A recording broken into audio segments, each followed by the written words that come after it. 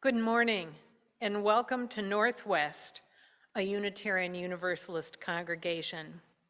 I am Diana Kohler. My pronouns are she and her, and I am the worship associate this morning. Our minister, the Reverend Kevin DeBeck, will be speaking about what our monuments say about us. And the worship team today includes Ken Hermanot, our choir director, Ralph Bruckert, and Ben Gable. If you are a visitor here and would like us to stay in touch with you, please fill out the visitor form that you'll see in the chat box. The chat feature has been disabled except for chatting directly with the tech host if you're having Zoom problems. You can always either use the chat function to contact the host or raise the hand function in Zoom. You are encouraged to change your pronouns on Zoom. To change your name or pronouns, click on the Participants button at the top of the Zoom window. Next, hover your mouse over your name in the participants list on the right side of the Zoom window and click on Rename. We have several announcements this morning.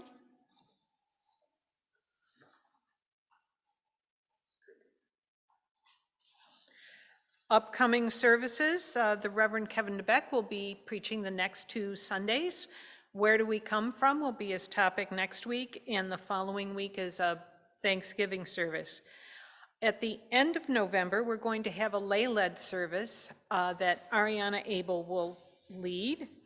And to give our staff and volunteers a much-needed break, we're going to do some Zoom-only services with short meetings and recorded music. The service will be abbreviated without a homily or a sermon. Our service auction is coming up. Right now, the tin can raffles and 50/50 are open. Board items and silent auction items are open, and you can join the live bidding on next Saturday at 7 p.m. When you're picking up your items from the service auction a week or the day after the service auction, next Sunday, November 14th, you can also shop at our pop-up Christmas rummage sale. So you can accomplish 2 things at once. We're going to be doing chat with the minister sessions. Most of them will be Zoom. We will have a few live sessions that are for people who don't use Zoom. And the first Zoom session will be next Sunday from 1 to 2 p.m. Our plate collections in November include a special basket packing collection, In lieu of packing baskets, we're going to be giving gift cards to our neighbors in Southfield who are experiencing economic crises. And we will be giving 100% of our shared plate collection towards the Southfield Emergency Needs Fund for those gift cards. So that's going to be our regular collection will go towards the gift cards. And our 50% plate collection will go to the Ruth Ellis Center, which is a nationally recognized organization that provides trauma-informed services for lesbian, gay, bi-attractional, transgender, and questioning youth. It has an emphasis on young people experiencing homelessness, being involved in the child welfare system, and or experiencing barriers to health and well-being. As always, you can see more announcements on our website, and you get our newsletter once a week.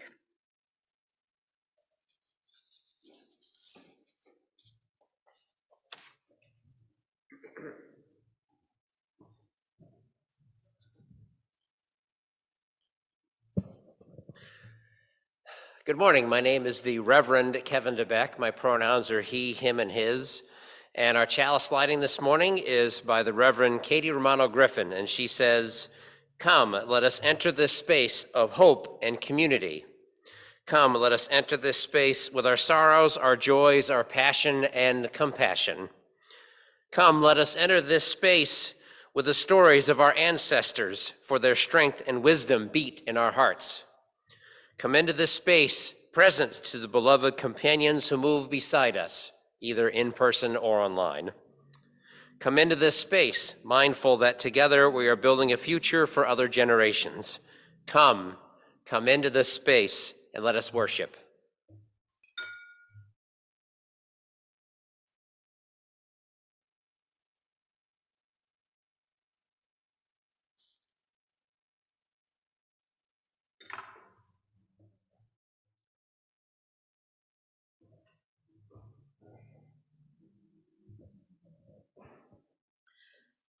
Our opening words this morning are "Come, Come, Whoever You Are" by the Reverend Ian W. Riddell.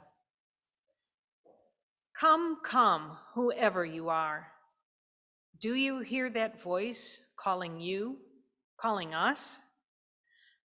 The voice which calls us together here today in this space made holy by our presence and by the sacred breath we share in our singing and speaking and silence.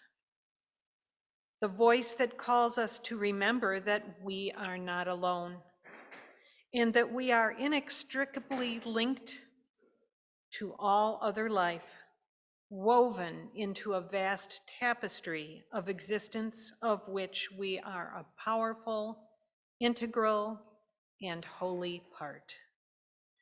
And just as we have been called together here today, we act as the voice, the heart, the hands of another call, the call to walk with the wanderers, sing and dance with the worshipers, proclaim the memory of those who have taken their leave, wrap the despairing and broken in the arms of love and community, and hold the hands of all of us who have broken our vows and call us back again and again to the covenant and work of justice, humility, and steadfast faithfulness.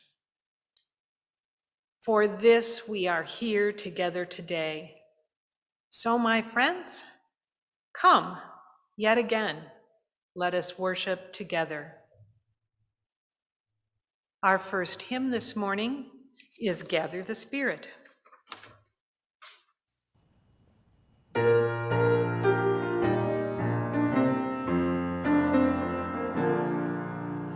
Gather the Spirit, harvest the power, our separate fires will kindle one flame. Witness the mystery of this hour, our trials in this light appear all the same. Gather in peace, gather in thanks, gather in sympathy now and then. Gather in hope, compassion and strength, gather to celebrate once again.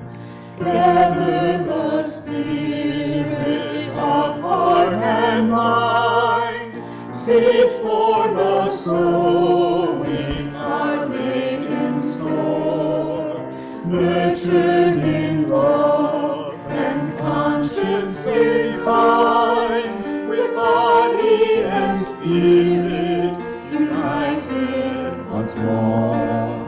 Gather in peace, gather in thanks, gather in sympathy now and then. Gather in hope, compassion and strength, gather to celebrate once again. Gather the Spirit growing in all, drawn by the moon and fed by the sun. With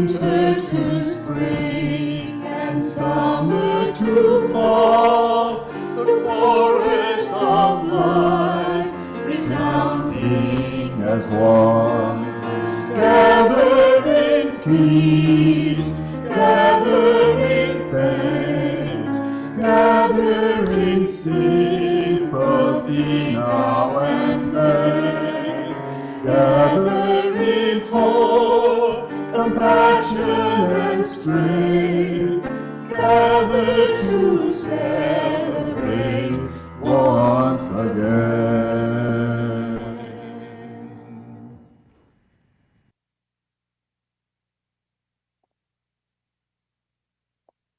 Hi, I have a book today called Not My Idea by Anastasia Higginbotham.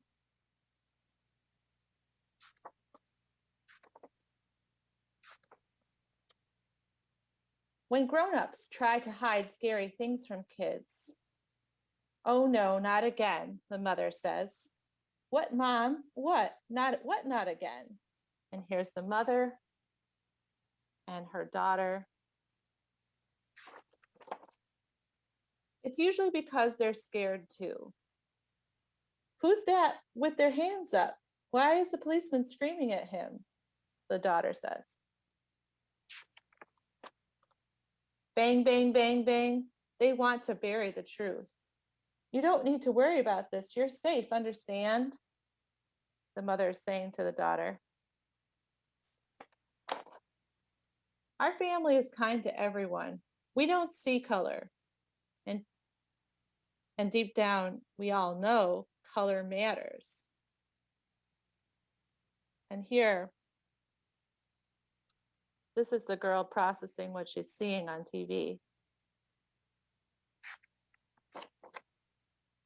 Skin color makes a difference in how the world sees you and in how you see the world. "I want to bring my aunt a gift. I will take just a minute." It makes a difference how much trouble seems to find you or let you be. And here is a picture of the little girl, and she's looking for a dish in a store, and the security guard is looking at a little boy of color instead of the white girl. In stores, in cars, at sidewalks, at school, your skin color affects the most ordinary daily experiences, including, and here's the little girl and the police car sirens are going off. "Which neighborhoods welcome you?" There's some pictures of some neighborhoods that could be welcoming because they have shiny cars or. "So relieved you got home safely, honey. Why wouldn't we? The protests," her mother says. And then here's the TV with the protests.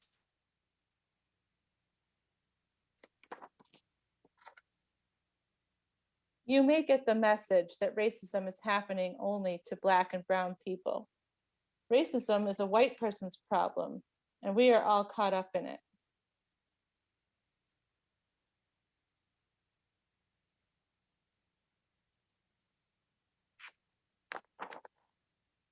Mostly by refusing to look at it. So her mother's saying, "Come away from the TV. Look at what I've made for you." And she's made her favorite treat, the brownies, to distract her. Understanding truth takes courage, especially a painful truth about your own people, your own family. "Are you all right?" She's clearly not all right. Even people you love may behave in ways that show. And here is a car, somebody locking their car and holding onto their purse when they see people of color on the road. Racism is not your idea. You don't need to defend it. You can bring your curiosity to learn about it and see it's true.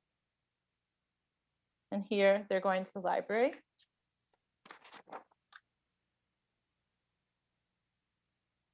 She's looking at a book. In the United States of America, white people have committed outrageous crimes against Black people in the last 400 years. All along, every step of the way, people who love justice and love each other have been fighting back. Many white people did things they never should have done. Denied people opportunity for banking, loan, notice of evictions for Black people. This is voter registration tests for Black people. Many other white people failed to see the problem with this. And here it says, exploited the love and labor of Black women. Here's a picture. Some white people joined leaders of Black liberation. And here's some pictures of them.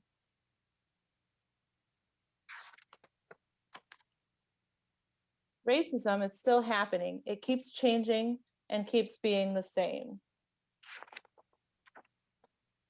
And yet, just being here, alive in this moment, you have a chance to care about this, to connect. But connecting means opening, and opening sometimes feels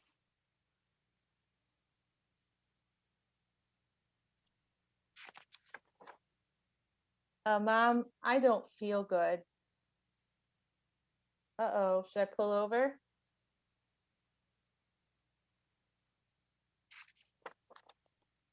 I need to know what's going on. What are you talking about? Mother said. Why didn't anyone teach me real history? The daughter says. I do see color. I see yours and mine and everybody's. You can't hide what's right in front of me.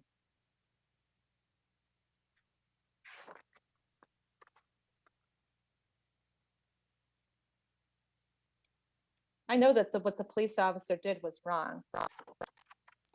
Go with your instincts on this one. Racial justice is possible, but only if we're honest with each other and with ourselves. I see a playground out there. Want to get some air? Her mom says. And there she is, playing on the playground. Your history is not all written yet. What do you want it to say? And then here are some ideas. Want to know whose liberation you are fighting for? Your own. Picture. White supremacy has been lying to kids for centuries. White supremacy is pretend, but the consequences are real. Whiteness is a bad deal, and it always was. And here's the devil with a contract, a whiteness, binding you to whiteness. You can be white without signing on to whiteness. And here's some examples.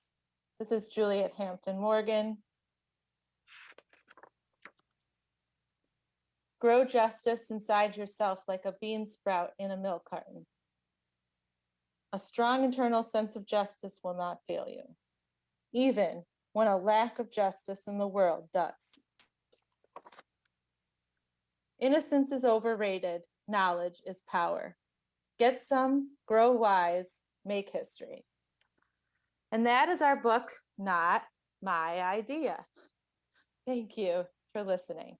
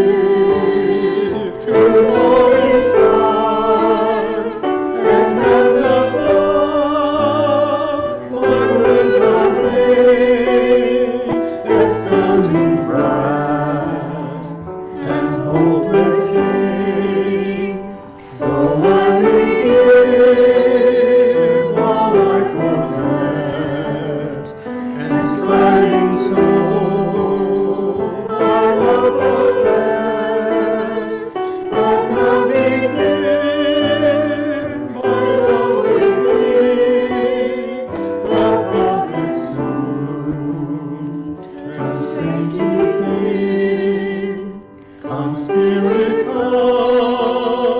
our hearts control. Our spirits long to be made whole. And inward love, guide every deed. By this we worship and are free.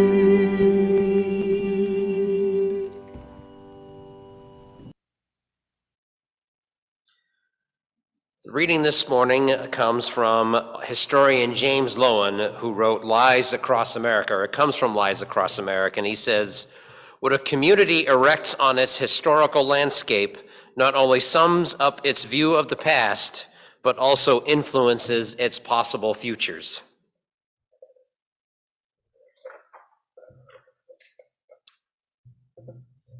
I am a sucker for historical monuments. In fact, I'll even go as far as to say my children roll their eyes whenever we're out somewhere and I'm like, hey, look, there's a marker. And they just sit there, oh, here we go. So it was in the spring of 2018 where I, along with 2 other adults, took a dozen teenagers to Boston to go to the Unitarian Universalist Association headquarters at 24 Farnsworth Street. They had raised money over the course of 2 years, and there was about a dozen of them, and they wanted to do the pilgrimage to Boston. Besides visiting UUA headquarters, where there were only 2 other places I definitely wanted our children to see: the William Ellery Channing statue outside of the Federal Street Church in Boston, and the Shaw Memorial that sits across the street from the Massachusetts Capitol building on Beacon Hill. Now, for those of you who are unfamiliar, Robert Gould Shaw was the child of Unitarian abolitionists, and he was given command of the 54th Massachusetts Regiment during the Civil War. And this regiment has the distinction in history of being the first regiment that all of the infantry soldiers were all African American. This was the first one. Of course, all the commanders were white, so they couldn't quite overcome even their inherent prejudice of the day. But it was a step forward when they had an entire regiment of black folks. He and the regiment were the subject of the movie Glory, which came out in 1989.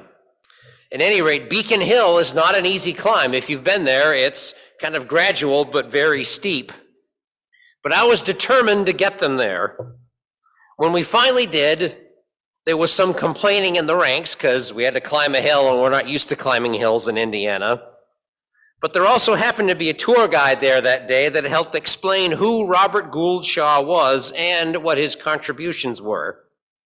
She also talked about the artwork and how the sculptor Augustus St. Gaudin used live African American models to depict the men who marched off to war. So that way there would be a realistic look of what these men looked like. And it was also the first memorial that showed African American soldiers in 3 dimensions. Like, he got the details of the uniforms and everything.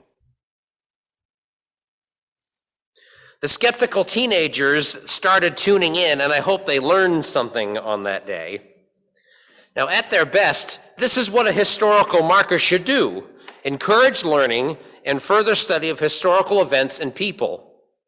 Often, however, monuments are built not for historical purposes, but to push some kind of agenda by either misinterpreting what happened or by leaving too many pertinent facts out.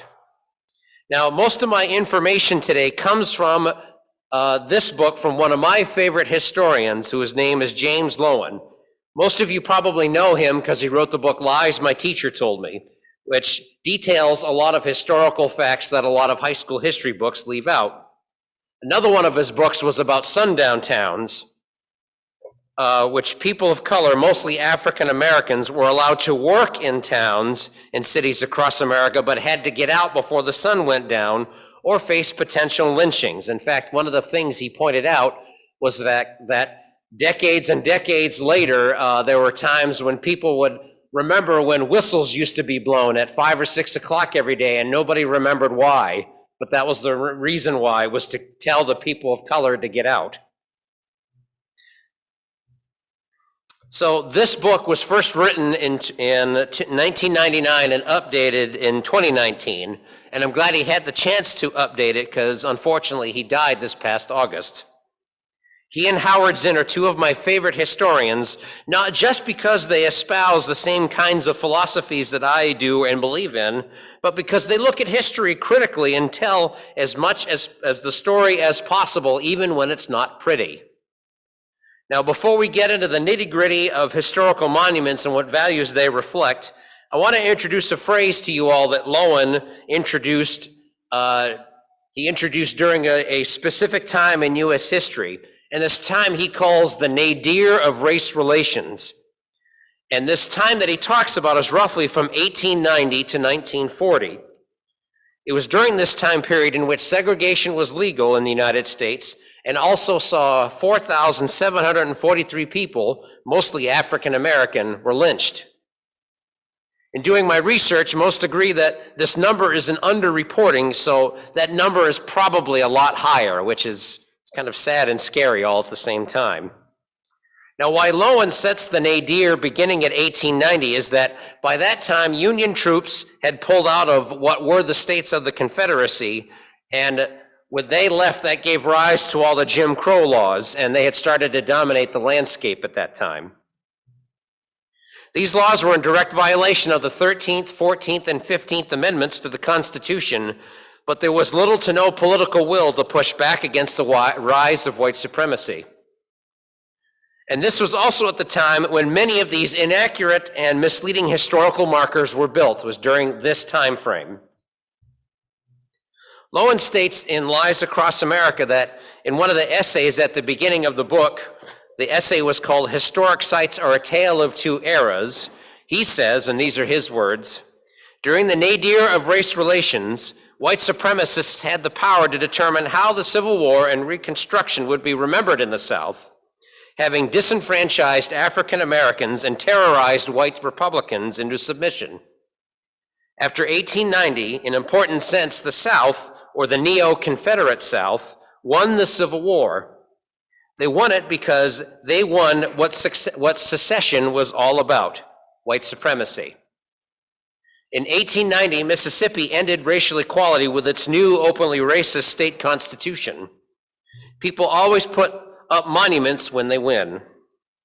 He later goes on to say, these new monuments put up by neo-Confederate organizations like the Daughters of the Confederacy and the Sons of Confederate Veterans distorted why the South seceded and made hash of Civil War history from beginning to end. And I would say here, just think of the movie Gone with the Wind. It pretty much gets everything wrong. As a result, to this day, those who worked for civil rights in the 19th century, including ex-Confederate General James Longstreet, gets far less recognition on the landscape than the people who worked against civil rights. During this time, more than 1,500 of these monuments were built, most of them put in places of power, like around courthouses and state capitals. So if in your travels you come across someone who is decrying the fate of all these memorials that are coming down, or if you happen to sit across the table from them at Thanksgiving in a few weeks and they are complaining about these loss of monuments that are erasing history, tell them that the history that they were commemorating was really white supremacy and not the Civil War. The whole reason the so-called Unite the Right rally that took place in Charlottesville in 2017 was because the Charlottesville City Council had voted to remove a statue of Robert E. Lee in the aftermath of the murder of 9 people at the Emmanuel African Methodist Episcopal Church in Charleston, South Carolina, a few years before. And Lowen labels the killer a neo-Confederate because of the imagery he had posted on his social media before the attack. And I'm not going to mention his name because I don't want to give him any more credit than for what he's already done. We've all heard the quote from Frederick Douglass, who said, "Power concedes nothing without demand." But that's the only a piece of the quote. And here is the whole thing, which was written in August of 1857. And these are the words of Frederick Douglass. If there is no struggle, there is no progress. Those who profess to favor freedom and yet depreciate agitation are men who want crops without plowing up the ground. They want rain without thunder and lightning. They want the ocean without the awful roar of its mighty waters. This struggle may be a moral one or may be a physical one, and it may be both moral and physical, but it must be a struggle. Power concedes nothing without demand. It never did, and it never will. With these voter suppression laws that are being debated and passed, and with the big lie that more and more people are starting to believe, it's incumbent upon all of us to speak up, to march and refute lies on social media, and do whatever it takes to refute these lies and dismantle white supremacy wherever we see it, and to examine our own privilege when we can. Now, lest we forget some of these monuments, a lot of these monuments are outside of the Deep South as well. And the first one I want to mention this morning comes from Lowen's book, and it was the monument to Orville Hubbard, who was the mayor of Dearborn from 1942 to 1978. As Lowen writes, and these are his words, in the words of David L. Good, on whose dazzling biography, Orvie, the Dictator of Dearborn, this entry relies. For most of the 36 years as mayor of Dearborn, the late Orville L. Hubbard was known as the most outspoken segregationist north of the Mason-Dixon line. Lowen also points out that in the 1930 census, Dearborn had 43 black residents out of a population of 50,000. By 1978, when Hubbard left office, fewer than 20 African Americans lived in Dearborn out of a population of 90,000. Lowen also states that Hubbard did very little to hide his agenda. And again, this is from the book. I don't believe in integration, he told the Detroit News in 1967. When that happens, along comes socializing with the whites, intermarriage, and then mongrelization. The statue of him went up in 1989 and was placed in front of City Hall. Now, what finally turned the tide of this statue? Well, it was the shooting in North Carolina in 2015 and the Unite the Right rally in 2017. The statue was then moved to the Dearborn Historical Museum in a couple of different spots, and then finally in June of 2020, it was finally removed entirely. In an article written by the Detroit Free Press by Niraj Weraku, quoted city spokesperson Mary Landeroche in a statement, and this was her statement. The statue has been a divisive symbol rather than a unifying one. The fact that the Hubbard family was able to move it out of Dearborn now, something I had wanted to do since 2015 when the statue was removed from the former City Hall campus, is a positive development for our community.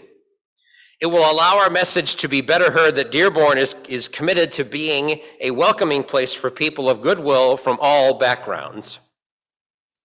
In this article, it also states that Dearborn's population today is less than half of people of European descent. And now the city has 46% Arab American, 4% African American, and 4% Latino, according to 2019 census data. And there's a little piece of me that hopes that Orville is rolling over in his grave. I'm hoping this. Lowen finishes this section of the book by saying, in 1999, I ended this essay with this prediction. Not until white suburbanites are embarrassed rather than delighted to live in all-white neighborhoods will Orville Hubbard's statue come down. And it looks like it took until 2020 for that to finally happen. Now, the other marker that I want to briefly mention is, and I just saw this a few days ago, is in the doorway of the Kalamazoo train station, and I want to lost my place.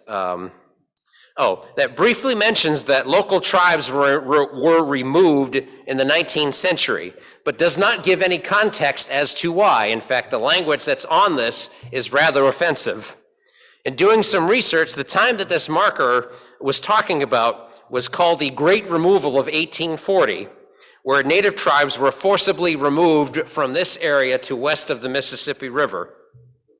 The marker I saw said none of this. In fact, it talked about chiefs tipping their caps as they walked by the judge who ordered their removal. The date on the bottom stated this was placed in 1925 during the nadir of race relations. And it's no shock that there's no context as to what was being commemorated. And what I found also interesting is that I tried to Google this to get more information, because like a dope, I didn't take a picture of it so I could remember what the wording was. But I tried to Google it, and it was nowhere to be found on Google. Nothing. But I get the feeling that perhaps there is some shame surrounding this, and as well as should be. Now, I want to go back to old Orville Hubbard for a minute and say, and I've discovered that his infamy lives on, and talking to folks in and around a church, and I say, hey, do you remember this Hubbard guy? I get a lot of, oh, that kind of reactions. Even though he's been dead for almost 40 years, most of you still remember who he was and what he stood for, which I think is a good thing. When history is forgotten, or when the collective memory has moved on, it allows for the same mistakes to happen over and over again, which leads to the same kind of suffering and no change for the better. We're seeing this when it comes to vaccines. Starting with my generation, we don't have the collective memory of suffering from measles or mumps or rubella or polio or whooping cough. Nobody my age had this stuff, and my age and younger. We've forgotten that these aren't just simply childhood diseases. We have collectively forgotten how much suffering they have all caused. And I will say this, my mother tells me she had German measles when she was a kid, and it was one of the most miserable periods of her life. Dearborn is not unique in this kind of history. How many of you watching know that the land that this building sits on was once the land of the native tribes of the Ojibwa, the Chippewa, the Ottawa, and the Potawatomi? It was also brought to my attention that where this building sits once had restrictive covenants. I asked Ben to find out some more information on this, and he told me that Ken, is it Siver, how you say his name, the mayor of Southfield, says that while there were restrictive covenants in place in the 1920s, they were mostly ignored by the 50s and completely eliminated by the 1965 Civil Rights Act. There were many Unitarian Universalist churches that fled to the suburbs in the 50s and 60s as part of white flight. Now, I don't tell you this to make you feel bad about where this building is located. I tell you all of this because some of our history, collectively and individually, are kind of icky. And if it goes unacknowledged, it desecrates the memories of those who fought and suffered to bring civil rights to those who didn't have it. It also prevents a full historic picture of why things happened and helps perpetuate white supremacy. We as a congregation and we as a faith are working to overcome our collective white privilege to better live out our principles and values. We want to be on the right side of history. We want to ensure that we, the people, means we, which means everybody. And it means all of us, not just those who hit the genetic jackpot and have skin tone like I do. Now, getting back to the monuments, I want to leave you all today with a checklist of sorts. And this was written by James Lowen, of when you see a historic marker, to ask yourselves these questions. And if you want to write them down, I'll try to go slowly so you can write them down. And there's a total of 10 questions here. So the first one, when did this location become a historic site? When was the marker or monument put up? How did that time differ from ours? Number 2, who sponsored it? Representing which participants' group's point of view?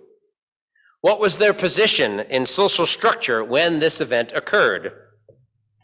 Number 3, what were the ideological needs and social purposes? What were their values? Number 4, who is the intended audience for this site? What values were they trying to leave for us today? What does the site ask us to go and do or think about? 5, did the sponsors have government support, and at what level? 6, who was left out? How would the story differ if a different group told it? Another political party, race, sex, class, or religious group? 7, are there problematic words or symbols that would not be used today or by other groups? 8, how is this site used today? Do traditional rituals continue to connect today's public to it, or is it ignored, and why? 9, is the presentation accurate? What actually happened? What historical sources tell of the event, people, or period commemorated at the site? And finally, number 10, how does this site fit in with others that treat the same era or subject? What other people lived and events happened then, but are not commemorated, and why? So what do our monuments say about us? They say that historical events need to be portrayed more honestly if we are going to get our facts right. If we become more honest with ourselves as a country and as a culture, we are going to have to confront some things that we might find uncomfortable. It's the only way we're going to make progress. Germany does not have any monuments that commemorate Nazi party leaders, none. Their monuments memorialize the dead who didn't have to die. Their monuments tell more accurate stories so that history doesn't repeat itself. They figured out that the past must be accurately acknowledged. Our own reckoning has begun. My wife recently was in Richmond, Virginia, and was delighted to see that all of the Confederate monuments on a road called Monument Avenue are gone. Their pedestals are there, they have been heavily graffitied, but the giant statues they had to these Confederate leaders are all taken down. My hope is that this reckoning continues and that white supremacy winds up where it belongs, in the trash heap and in the dustbins of history. Our closing hymn today is number 169, We Shall Overcome.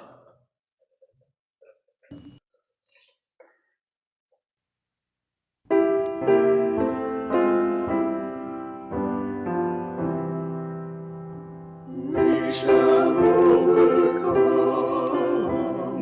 We shall overcome. We shall overcome someday. Oh, deep in my heart, I do believe we shall overcome someday. We'll walk hand in hand. We'll walk hand in hand. We'll walk hand in hand someday. Oh, deep in my heart, I do believe we'll walk hand in hand someday. We shall all be free. We shall all be free. We shall all be free someday. Oh, deep in my heart, I do believe we shall all be free someday. We shall live in peace. We shall live in peace. We shall live in peace someday. Oh, deep in my heart, I do believe we shall live in peace someday.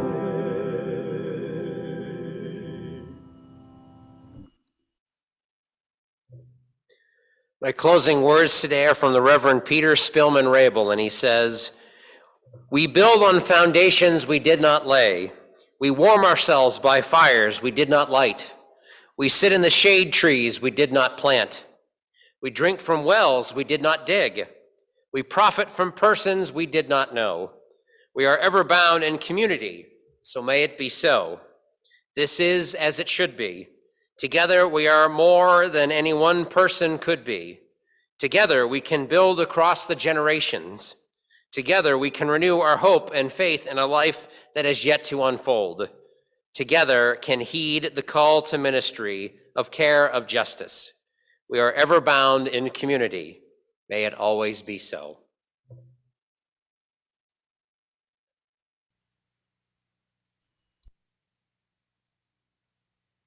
If I had a hammer, I'd hammer in the morning, I'd hammer in the evening, all over this land. I'd hammer out danger, I'd hammer out a warning, I'd hammer out love between my brothers and my sisters all over this land. If I had a bell, I'd ring it in the morning, I'd ring it in the evening, all over this land. I'd ring out danger, I'd ring out a warning, I'd ring out love between my brothers and my sisters all over this land. If I had a song, if I had a song, I'd sing it in the morning, I'd sing it in the evening, all over this land. I'd sing out danger, I'd sing out a warning, I'd sing out love between my brothers and my sisters all over this land. Well, I got a hammer, and I got a bell, and I got a song to sing all over this land. It's the hammer of justice, it's the bell of freedom, it's the song about love between my brothers and my sisters all